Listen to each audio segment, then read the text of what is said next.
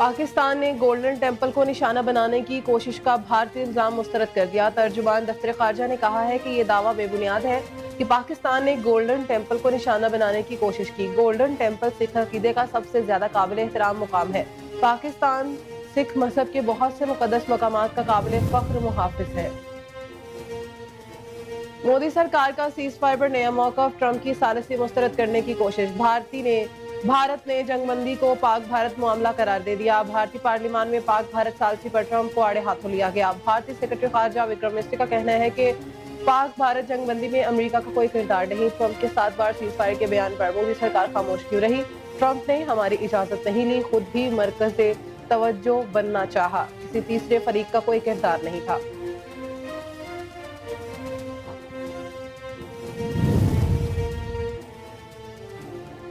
पाकिस्तान पहले झुका है, ना अब झुकेगा। हमारी शहादत की आरज़ू जिंदगी से ज्यादा है। तर्जुमान Pakistan general lieutenant general Ahmed Sharif Chaudhry का चाइना मीडिया ग्रुप को खुसूसी इंटरव्यू। कहा, पाकिस्तान और चीन दुनिया में 2 जिम्मेदार मुल्क हैं। पाकिस्तान और चीन दोनों की पहली तरजीह लोगों की फलाह बहबूद है। नायब वज़ीर आज़म इसाक डार की बीजिंग में चीनी कम्युनिस्ट पार्टी के वज़ीर लिू जियानचाओ से मुलाकात। 2 तरफ़ा ताल्लुकात पर दीगर उमूर पर तबादला ख्याल किया गया। मुलाकात के दौरान दोनों रहनुमाओं ने स्ट्रेटेजिक ताउन मज़ीद मजबूत बनाने पर इत्तेफाक किया। सियासी जमातों और चीनी कम्युनिस्ट पार्टी के माबैन रवाबत बढ़ाने पर भी इत्तेफाक किया गया।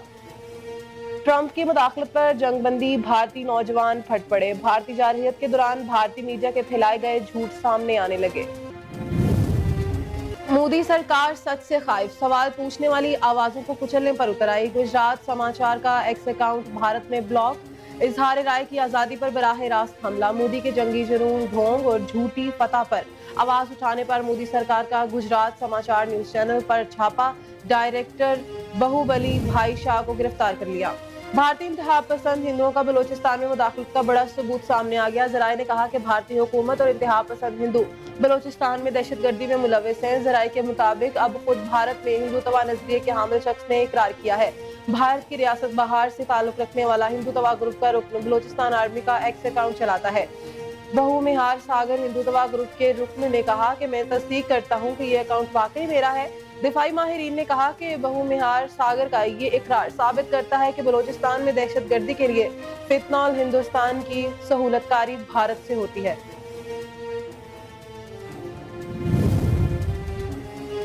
पाकिस्तान के लिए जासूसी के इल्जाम में गिरफ्तार सोशल मीडिया एक्टिविस्ट का ताल्लुक बीजेपी से निकला। पहलगाम फॉल्स फ्लैग के बाद मोदी का एक और फॉल्स फ्लैग ड्रामा बेनकाब हो गया। 17 मई को गिरफ्तार की जाने वाली हरियाणा के ट्रैवल यूट्यूबर ज्योति मल्होत्रा बीजेपी की कारकुन निकली। ज्योति मल्होत्रा को कुछ दिन कबल पाकिस्तान के लिए जासूसी के इल्जाम में गिरफ्तार किया गया।